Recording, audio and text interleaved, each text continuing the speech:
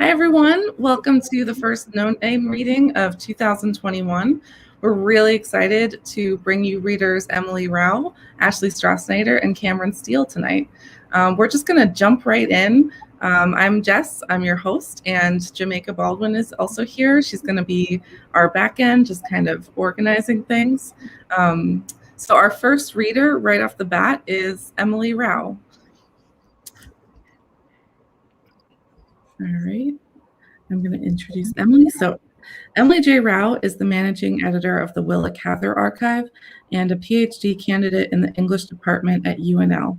Her dissertation explores the intervention of the transcontinental railroad in American literature, tracking how it transformed conceptions of space, place, identity, and community. She is a graduate fellow in the Center for Great Plains Studies and serves as an editorial assistant for Western American literature. Thank you so much, Emily, for joining us, and take it away. Okay, thank you so much for inviting me, or allowing me to volunteer, I guess is the better phrase. So this essay I'm reading today is a creative nonfiction piece that's sort of a place-based essay about a place that will be familiar to people who live here in Lincoln. And this is my first creative reading, so thank you all for being here.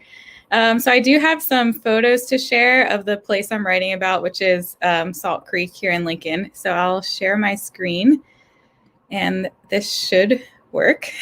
So let's see. Okay. I got my first Lauren Isley book in a small used bookstore in downtown Lincoln, one of those shops whose shelves are overflowing with narrow spaces between them and cats in the window. We were there on a February afternoon, each picking out a book to give to the other. I wrote a note signed with love into T.C. Boyle's World's End before purchasing it for him. On the title page of Lauren Isley's The Immense Journey, he wrote, "To Emily, may this book bring you insight and joy. Matt W., 2/14/17." It was a small, used paperback, dog-eared on the page where the flow of the river begins. If there is magic on this planet, it is contained in water. I started reading right there in the warm shop, with the windows fogging up as the sun went down, diving into this essay about the Platte River. Before moving to Nebraska 2.5 years earlier, I had never lived in a place where I knew all the rivers by name, other than the one at the end of this whatever street I lived on at the time. Perhaps this is because rivers are more striking here in the Great Plains than on the East Coast, arresting our attention, drawing the eye to them with their cottonwoods lining their banks, birds arcing down to the water from the wide open skies. The Platte River seemed even more miraculous to me, with its famous sandhill crane migration startling a few miles of the river for 6 weeks, right before spring comes back and rescues us. When Matt and I backpacked with 2 heavy packs to the source of the Platte River in the Medicine Bow National Forest in Wyoming, I said we were performing our own version of transcorporeality. We were in the Platte, and the Platte was in us. Our tributary of the Platte River runs right through Lincoln, sliding past the distant Capitol building, past the Haymarket and the minor league baseball stadium, sparkling just out of sight of the University of Nebraska-Lincoln's campus until it rolls under the interstate and into the Platte River. Where it moves through town, Salt Creek is surrounded by Wilderness Park, a long, narrow park stretching the length of the city, intentionally planned to provide Lincoln with an illusion of wilderness, according to the Wilderness Park sub-area plan. Despite being designed as an illusion, I have found myself returning to this very real place again and again, with lovers and friends, professors and other people's dogs, and in the company of my own 2 feet and beating heart. I've learned to identify birds and wildflowers by name, and I've run countless miles on the limestone path and the dirt trails through the woods. Nestled between neighborhoods, businesses, and transportation networks, Wilderness Park unfolds alongside Salt Creek with an inviting, mysterious, ever-changing vibrance. The first time I went to Wilderness Park was with Tom Lynch for our digital mapping project, Lauren Isley's Nebraska. While agreeing to do this project with him, I confessed that I hadn't read any Isley. "That's because you're wasting too much of your time on Willa Cather," he only half joked, then spent the next few months telling me everything that's great about Isley while we traveled all over the state, dipping into the Platte River and climbing the bluffs in western Nebraska in high winds with a borrowed pup leading the way. Standing on the bridge over Salt Creek, Tom described how Isley would sometimes hike on a whim, following the creek most of the way to Denton, a small town about 10 miles south from where we were. I thought about that as I wandered the banks of Salt Creek on foot, on my bicycle, even on cross-country skis, gliding over piles of snow. I told this to Kyle when we stopped at the Denton Daily Double after birding at Spring Creek Prairie, splitting a pitcher of beer and eating wonderfully hot potato wedges, listing all the species we saw at the prairie so I would remember them. The man next to us received his cottage cheese appetizer as we wondered how many birds we would see if we took that walk, and whether we would find the great blue heron rookery we had heard rumors about but never found somewhere in Wilderness Park. On a bike ride to take photos of Salt Creek, where the railroad crisscrosses over it, Kyle showed me the cliff swallow nests under the overpass as the sun set in front of us. We got lucky enough to see 2 blue herons fishing in the creek and a small group of deer crossing it as the sun went down. One deer had small antlers growing, and we congratulated him on doing such a good job and being a very impressive deer. Later, sitting on his stoop drinking beer, fighting off the chill of our sweat, drying in the dropping temperature, Kyle and I talked into the night about love and loss, Phoebe Bridgers, and dinosaur comics. Tom Lynch told me that Isley courted his wife along the banks of Salt Creek, where they would walk hand in hand through the woodlands on either side of the water. I, too, fell in love beside Salt Creek, walking, running, and biking behind Matt and his sweet dog, Kimber, who ran back and forth between us, worried equally about losing him in front of her and leaving me behind, trying as hard as I could to keep up with him, speeding ahead of me. We ventured onto those trails on the hottest and coldest days of the 2 years we spent together, wading through snow above our knees so we could find the spots where the creek breaks through the ice. And in the summer, sweating so much our skin got slimy with the combination of bug spray, sunscreen, and dirt. Remembering him biking in front of me one summer afternoon, riding so far in front he couldn't hear me calling his name, I realized that he was leaving me all along, even while I was handing him my heart, living in the moments when he was kind and warm and needed me. After he left me for good for another woman who shares my name, I returned to the banks of Salt Creek while I learned how to be a person again, broken as I was. I watched my imagined future disappear with the morning fog at the start of hot summer days and ran as fast as I could to keep up with passing trains in the evenings, raising my voice into the wind in response to their lonesome call. I can hear those trains from my bedroom in the middle of the night, calling out to me in the moonlight, and as the sun slowly rises, filling my heart with longing and an aching loneliness that yet somehow feels hopeful. I am always drawn back to Salt Creek, sometimes with friends and sometimes by myself, but never actually alone. I have learned to pay attention to everything around me and within me, watching grasshoppers leap up in front of me on the trail, listening to great horned owls hooting, always out of sight, feeling the long grass brush under my fingertips as it changes from yellow to glowing gold to warm red to brown. Isley says, once in a lifetime, perhaps, one escapes the actual confines of the flesh. Once in a lifetime, if one is lucky, one so merges with sunlight and air and running water that whole eons, the eons that mountains and deserts know, might pass in a single afternoon without discomfort.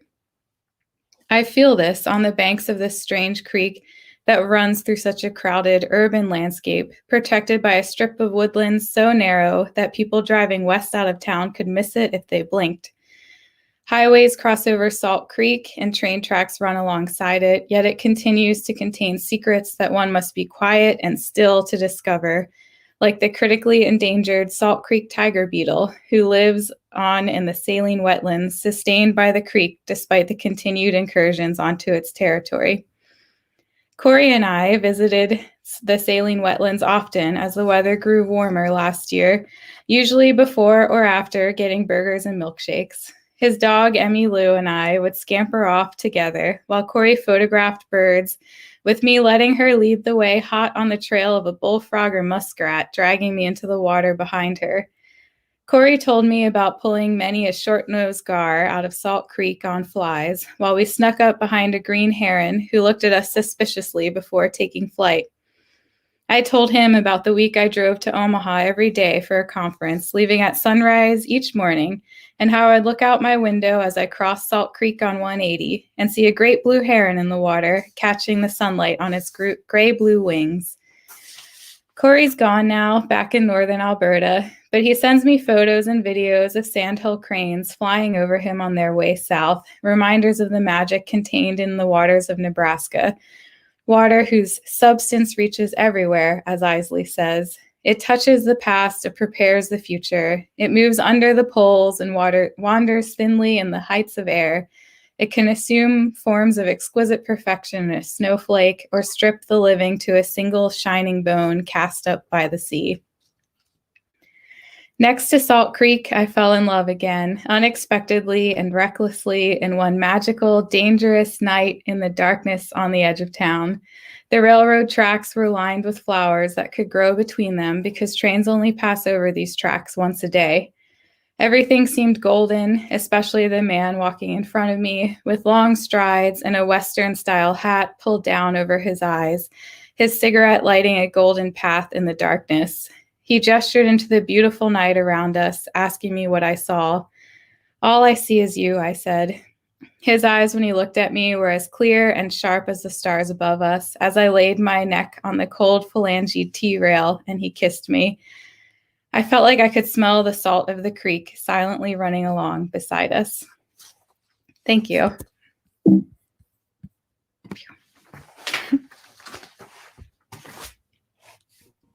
Thank you so much, Emily. What a beautiful way to start this reading. I think we can. Where's Cameron? There she is. Okay. Yeah, thank you so much, Emily. Also, I think we all deeply appreciated seeing some photos of warmer days, so that was wonderful. Our next reader is Cameron Steele. Cameron is a writer, editor, and graduate instructor living in Nebraska, where she teaches creative writing, composition, and literature courses at UNL. Recent essays have been published in Brevity's nonfiction blog, SFWP Quarterly, and Gravel. Her current manuscript, No Easy Way Out, is a memoir and essays that examines the stories she reported on as a white, middle-class crime reporter in the Deep South, alongside personal narrative about body, family, and healthcare. She is a graduate fellow in the Center for Great Plains Studies and a staff dissertation fellow for 2020 to 2021. Thank you so much for joining us, Cameron. Thank you. I don't have photos for y'all, but you will probably appreciate that. I am reading an essay from my book, No Easy Way Out. This essay is about guns and about their shifting meaning in my own family, on the crime beat, and in the larger world. I also promised on Twitter that I wouldn't cry while reading, and I'll probably break that promise, but only like 4 of you follow me on Twitter anyways, so that's okay. This essay is called Trigger Finger. As a kid, I was a junior member of Ducks Unlimited, and Dad always talked about getting me my own laminated NRA card, though I'm not sure this last ever happened. I shot guns at cans with my grandfather at the family's Fort Powhatan property along the river, and we shivered together, my sisters, my mother, and I, in a duck blind in a field on some Thanksgiving afternoons, as Dad kept dipping his mouth and his eyes on the sky. Here we all are, together on a holiday with extra layers of socks and 2 big camo jackets, my dad with his shotgun, the dog well-behaved at one heel, the daughters snotty or giggly or bored, not so well-behaved, but not so bad either at the other. My mother timing out casserole dishes in her head for when we'd have to rush home and clean up and dress up and get the cooking together for the suburban ride to BB and Pawpaw's house. But for now, the 5 of us and the dog in a hole in the ground waiting to shoot some birds out of the sky. I could never look not at the good shots nor at the dead birds, but I also didn't make too much of a deal about it either. The food later was good and Dad was happy and we'd all be warm, all of us Steeles meandering from one big old room to the next, 18 of us plus Jack, Pawpaw's bachelor friend, plus Carrie, BB's helper, so many of us. And talks of hunting and church and Christmas coming up, looking back, looking in on all the warmth, I do get it. Why I never protested, why my sisters never protested more as we grew up and the weirdness came in under the polite conversation, crystallized into badness, how Carrie never ate at the table, how the birds rarely ended up on a plate, how hunting was less a sport and more a symbol, but of what?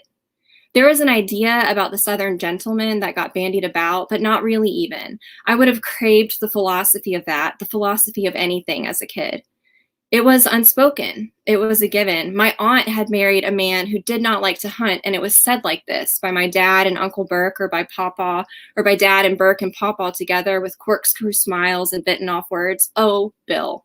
Bill does not like to hunt. Bill is not good with a gun. As I got older and better at lying, better at faking sick, I managed to duck and dodge the hunting trips more often, meaning my sisters were always the ones Dad lugged along with him. He actually wanted us with him, looking back, and with a kid of my own now, I do understand what a small miracle that is. It was never that he was forced into it or that he and my mom were playing hot potatoes with us. He really did want us there in the fields or in the boat, his girls dressed up like boys, drowning in men's jackets and gloves, pointing out the mallards and wood ducks and doves and pintails with something honest in his face, a looseness that was rarely there otherwise. Honestly, it fucks me up thinking about it even now.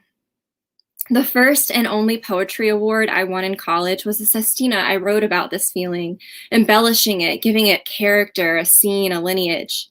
In the poem, a girl packs to leave for college and looking out the window, sees the sad figure of her lonely father putting her suitcases into the car. From her spot in the attic, she discovers an old box containing the gun she used to shoot with her dad as a little girl. Yes, yes, the girl in the poem cries, overcome by the happiness and nostalgia of the memory. The message is, I guess, things will be okay, even though her father is sad she is leaving the nest. It's a weird thing I always did. Tried to overwrite my own complicated feelings of leaving, of home, of hunting, of dad, of daughter, with something simpler, easier to parse, demonstrable to my parents. That poem, when it won the award, I copied it in big letters and framed it for my father, along with a picture of the two of us and a note card explaining the form and history of the sestina. Even now, after all these years and all the horror and shit between us, it still hangs on the wall across from his bed. The first thing he sees when he wakes up, and somewhere close by, the gun he keeps unloaded but out of its case. I've struggled over all the guns for a long time, not because of my father's love for them or how hunting and guns and masculinity all collapse in on each other in my family. If that were all there were to them by now, I'd say yes, get rid of them all, toot sweet, please. And the mass shootings every month, it seems, at a school, and my husband and I teachers of one sort or the other. For a long time, there has been an intimate kind of fear there, made more personal now by our child, by the thought that it could be our child who turns up dead during second period math. Yes, sure, down with the guns, down, down, down. And yes, the things that happened with cops and guns while I was a reporter in Alabama, the officer who used his police-issued gun to kill himself and his family, the other who shot a dog in the head during a warrant search, my friend on the SWAT team, Justin, how I watched him and his buddies play with assault rifles and grenades and tear gas and military-grade weaponry for their training. All this performance of bravado and muscle and power, and how afraid of and hostile the police they all were to the Black neighborhoods in the town. The assault rifles were weird. I had a weird feeling in my gut when I watched them play at war for a puff piece story on police training that day. But still, I smiled and shrugged and put on a helmet when they tossed it to me, gripped the rifle they gave me with ease, giggled when they joked that the gun might weigh as much as I did. They took a photo. I put it up as my Facebook profile picture. Cameron, hot girl reporter, army helmet, big gun, nice eyeliner. My J school teachers liked it, the cops liked it, my best friends from college liked it. I'd like to say I thought twice about posting it, but I didn't. Sandy Hook hadn't happened. The Academy of American Poets had given me an award for a poem about guns. I wouldn't write the front page story for the Charlotte Observer on gun control for another 2 years. I left the profile pic up, began cheating on my boyfriend with the sports editor, started covering some football games on the side, broke up with the boyfriend, broke my wrist, got emergency surgeries and refillable Percocet prescriptions. In my downtime, to distract myself from the sports editor's hovering, I flirted a bit with my cop friend over Facebook message. He had been assigned to community policing, one of the Black neighborhoods. He was bored. One afternoon, he saw a man walking around aimlessly, so in true SWAT team cop style, he decided he should question him. The guy got scared of the cop and ran, which I guess made my cop friend think, awesome, a chase. I don't know. He never told me or anyone else about it. I just woke up one morning and the opioid haze to my cell phone ringing, the police chief sobbing and snarling when I answered, they killed Justin. They? The chase ended with the suspect shooting the cop in the head, killing him. It came out later that the guy was basically just terrified Justin was going to send him back to jail. He had been recently released from a prison sentence and felt immediately targeted for just walking around in the neighborhood where he had grown up. My arm was swollen and stapled together, my elbow remade with titanium, the wrist held together with screws. I couldn't type, I couldn't drive, I wouldn't let anyone else touch the stories. The sports editor drove me to Justin's house. I interviewed his mother, his father, his young brother, his sister. I took care to spell his mom's name right, a strange spelling, Jennifer, 2 Fs. I used drugs and dictation to write the round-the-clock stories that came after that. They managed to salvage most of Justin's organs for donation, eyes, heart, lungs. Later, I would listen to his heart beat inside the cage of another man's chest. I let his mother call me whenever she needed. But when I wasn't on the Percocet or the Ambien, the brief hours when I was just sober and shaking on the porch of the older sports editor, a porch I had sought out my own damn self, I couldn't get it out of my head how Justin and the police in general had created this situation. But there could only be one man who was vilified, only one gun that was vilified. The mass shootings began in earnest a year or so after that, though gun control had been bandied about in the legislature and among certain leftist groups long before.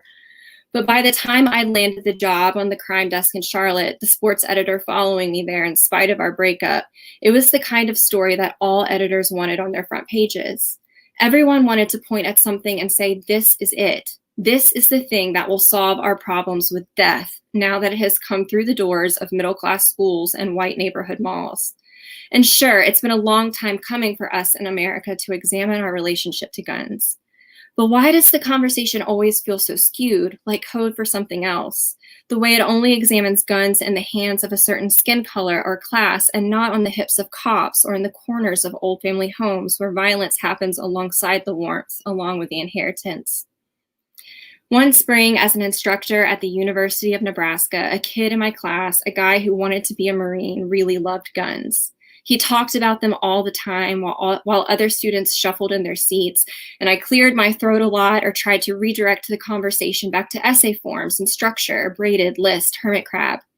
For his midterm, he chose a list essay tracing his relationship to his sense of manhood, his relationship with his father, his grandfather, through a description of the guns he loved best. 22 Savage bolt-action rifle, 38 snub-nosed revolver, Armalite rifle 15. Turns out these guns were the only way his father and grandfather expressed interest in him or shown him love.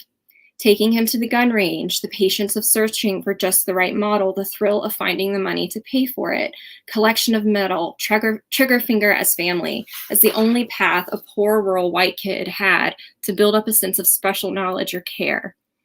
I was moved by the essay and yeah, edgy. When his knee began bouncing up and down erratically during a school lecture, Natasha Trethewey listing the horrors of gun violence and the tragedy done to the Black South, I emailed the grad chair. What do I do? There had been Pittsburgh and Thousand Oaks, 24 dead in 2 months, my aunt posting on Instagram photos of my uncle and his guns, my cousins and their dead birds. We support the Second Amendment.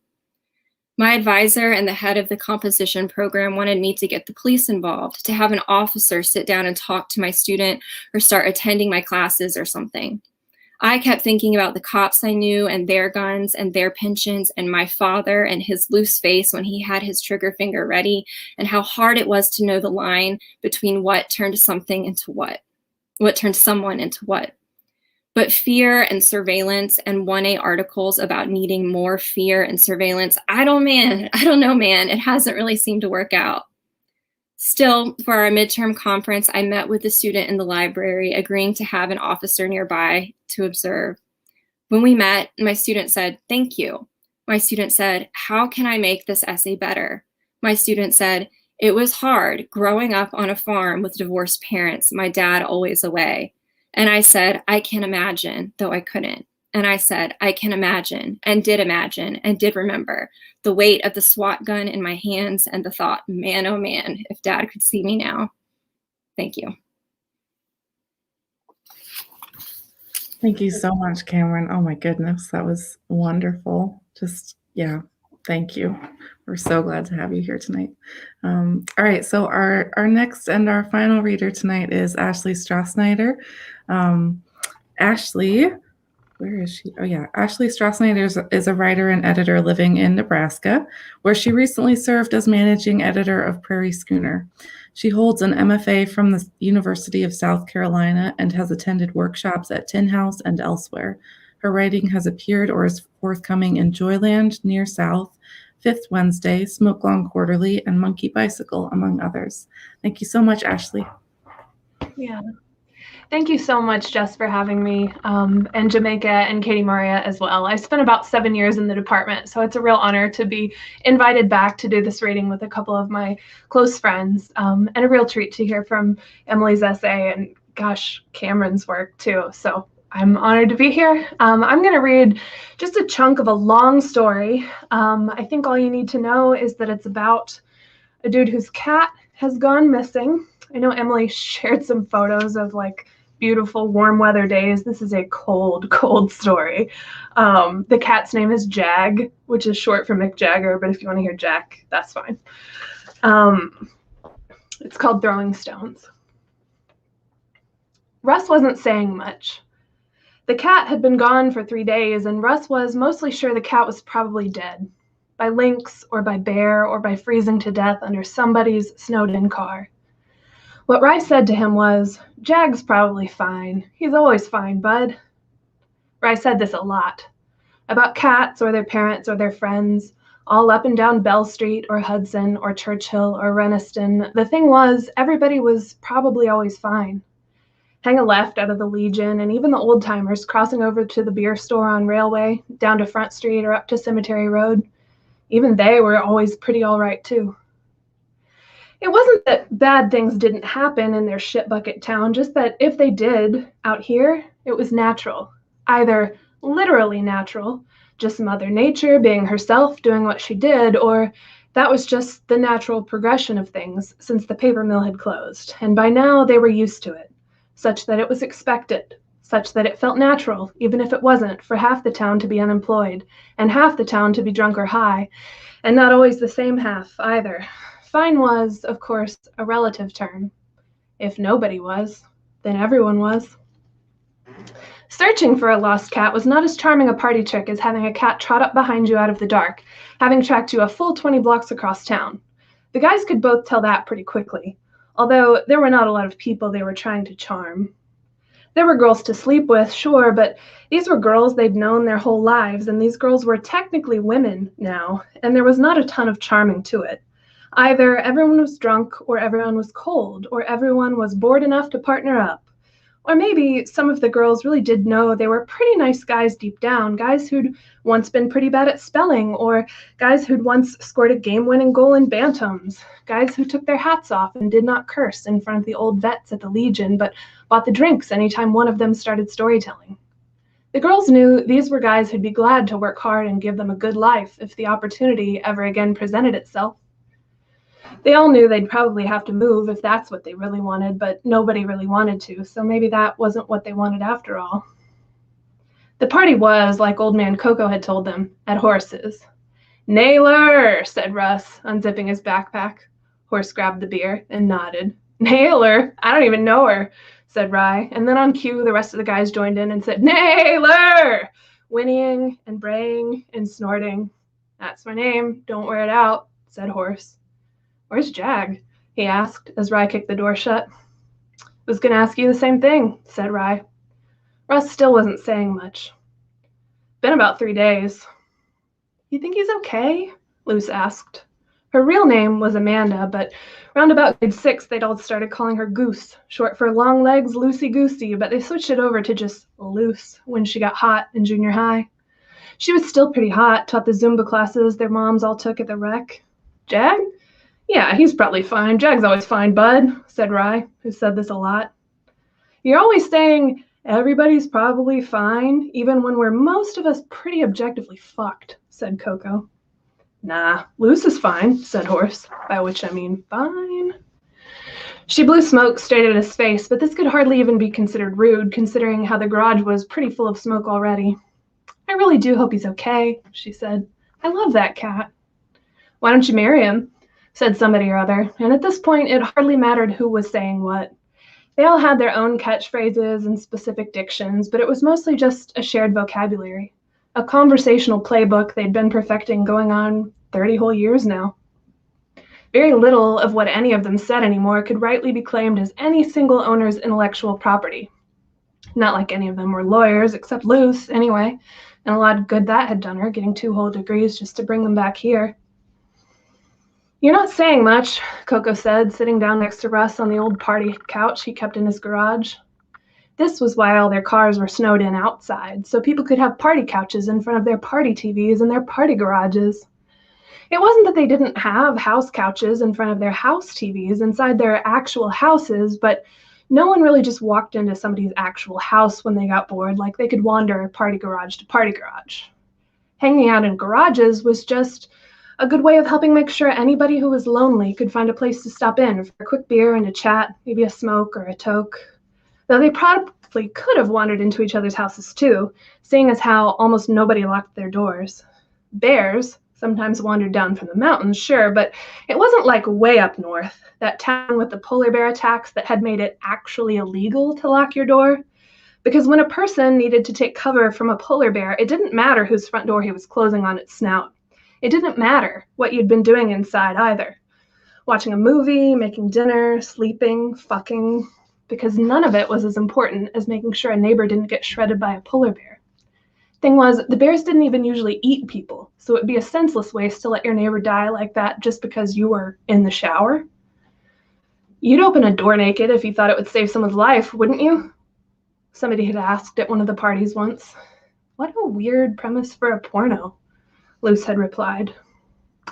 You figure in a town of about 1,000 and counting down since the mill closed, an average family size of 4, that leaves about 250 households, most of those with a car or 2, some with 3 because of teenagers, some with 1 or none because of being old or poor, some with 5 because of rust and bad parts and laziness or deferred ambition, and you're looking at about 500 cars, give or take, all told, that the cat might be hiding beneath.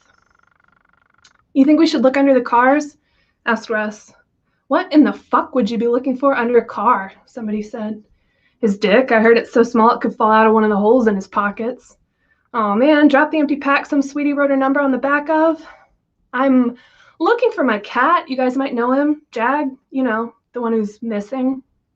He's probably fine, bud. He's always fine.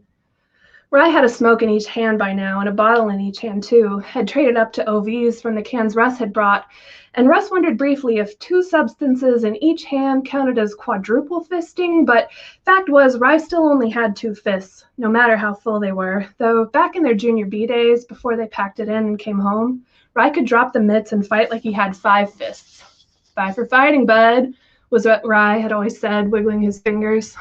Russ wondered, briefly, if he should just head home, because fact was, Rye's 2 fists were double full, and no chance was he leaving anytime soon to help with the search. I really do hope he's okay, said Luce, who had wrapped an arm around Russ's neck and was trying to sit on his lap. I love that cat. You can have my seat, Luce.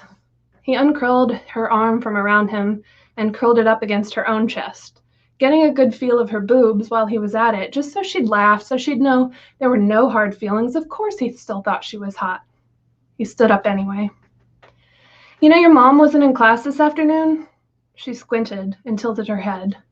She did this not because she was drunk, which maybe she was, but because she always did this when she was thinking. She'd done it since school. About algebra, about that weird line in Othello, and she did it all the time. about whether it was worth driving all the way to Minneapolis for a show and whether they could get back by morning, about the Leafs' odds making the playoffs. Of course he still thought she was hot. Why would I know that? He asked. I just wondered if she was okay, is all. She's probably fine, said Russ. She's always fine, yeah? I just wanted to check if she was, again. I can't even keep track of a cat. You think I can keep track of my mother? I try to watch out for her, Ruski. You know I do that. We all do. I gotta keep looking for the cat. You keep an eye on Rye, eh? Outside the garage, the air felt about 50 degrees colder, and it probably was. A lot darker, too, but that didn't much matter.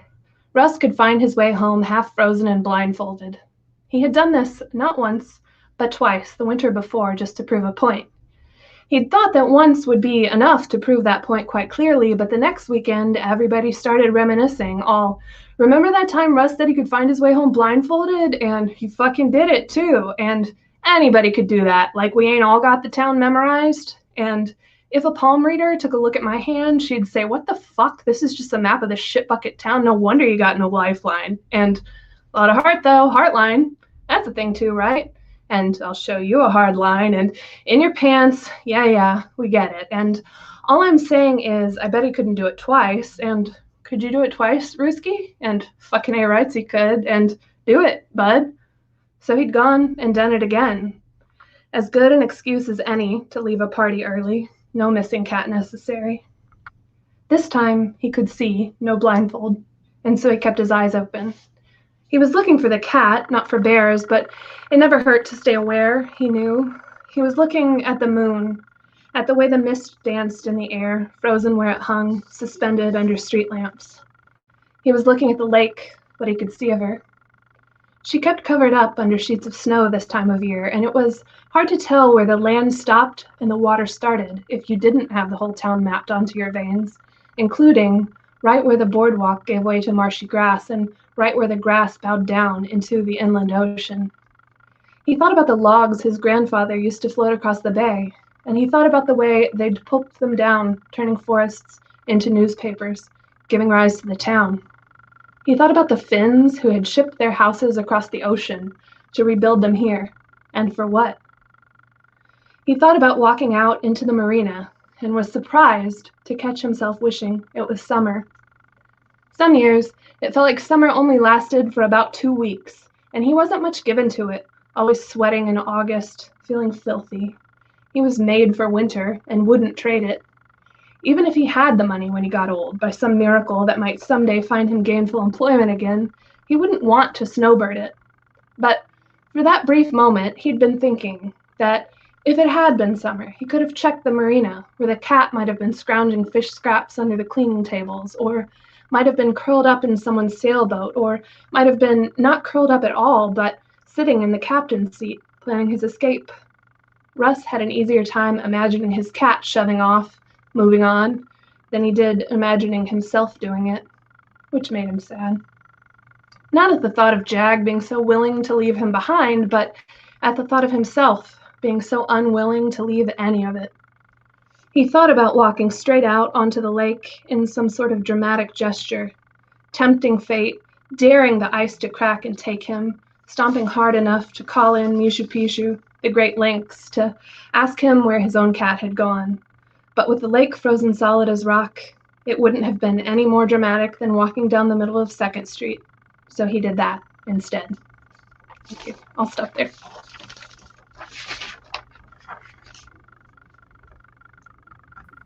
Thank oh my goodness. I love that we had three such different readings, and they were all just incredible. Thank you so much for joining us. So let's hear it for our readers one last time. Get some virtual round of applause. Thank you all so much again for joining us. Our next No Name reading is going to be March 19th. We do not have readers lined up yet, and we're actually still looking for some readers. So please email us. Like, you can email me or Jamaica, Katie, Maria, or Jonathan, and we're around. So yeah, we would love to have you. Thank you all so much. I hope everyone is warm and has, you know, everything they need right now in these terrible times. But yeah, you guys have definitely really, really just like cheered us up tonight, I think. Yeah. Thank you for your beautiful words. Yeah, thank you again, Jess. This was great. We really appreciate y'all organizing. Thank you, Jess and Katie and Jamaica. Yeah, and Cameron and Ashley. Yeah, wow. Thank you. Thank you all. All right, we will see you all in March. Bye.